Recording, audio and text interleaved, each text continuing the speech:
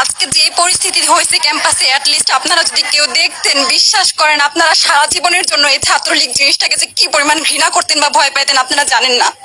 এরা আমাদের সামনে রড দিয়ে পিটায়া, ছেলেগুলারে রড দিয়ে পিটায়া একদম আধা মরা করে ফেলছে। তারা এসে আমাদের পেছনে লুকাইছে, আমাদের বোরকার পেছনে, আমাদের ওড়নার পেছনে লুকায় বলে, আপু আমাদের একটু লুকায় রাখেন, আমাদের ওরা মাইটা ফেলবে, আমাদের বাঁচান আপু বাঁচান। আমরা তাদের ওড়না দিয়ে বোরকা দিয়ে লুকায় রাখছি, সেইখান থেকে আমাদের ধাক্কা দিয়ে ফেলে দিয়ে তাদের বের করে আবার মাথায় রড দিয়ে মারছে। এমন অবস্থা। এবং তারা আমাদের ক্যাম্পাসের পরিচিত মুখ, আমরা চিনি তাদের। তারা এই অবস্থা করছে, রাস্তায় একদম শোয়াই ফেলছে। আমাদের হলের মেয়েদের বুকে বড় বড় যে আসতো ইটগুলো বুকে ফেঁকে দিছে, মানে একদম পুরো বুকে লাগছে, এরকম জামা কাপড় ছিঁড়ে ফেলছে, এত বাজে অবস্থা। অথচ আমার ব্যাচমেট, আমরা যাদের সাথে ক্লাস করি একসাথে বসি, আমি তাদের একটা কথা বলতে দেখি না এগুলো নিয়ে, একটা কথা না। এবং তাদের নিউজ ফিডে গেলে দেখবেন তারা এখন এগুলাই সাপোর্ট করে যাইতেছে। কিচ্ছু বলার নাই। আমি কেমনে যাই এই মানুষগুলোর সাথে এত বছর ক্লাস করছি, বা আমি আরো 6টা মাস কিভাবে ক্লাস করবো আমি জানি না, আমি সত্যি জানি না। এই আপুর কথাগুলো শোনার পর আর কান্না দেখার পরে তোমরা কি এখনো বলবা আমাদের সরকার আমাদের দেশের জন্য যথেষ্ট না?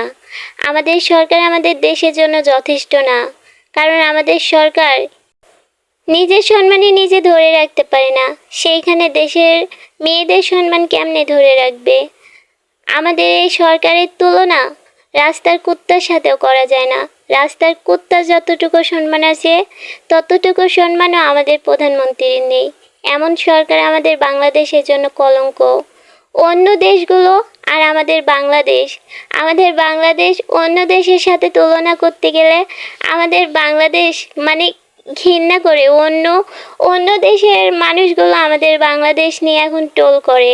ভাই, তার বাপ আমাদের দেশটা স্বাধীন করে গেছিল আমরা যেন ভালোভাবে বাঁচতে পারি, আর সে এসে কী করছে, আমরা যেন তাড়াতাড়ি মরতে পারি, বাঁচা তো দূরে থাক, সে নিজের হাতে আমাদের মার্ডার করে দিচ্ছে, তার জনগণ দিয়ে মার্ডার করে দিচ্ছে।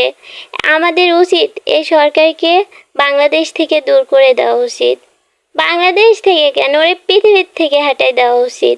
এমন সরকার আমাদের রাখা ঠিক না।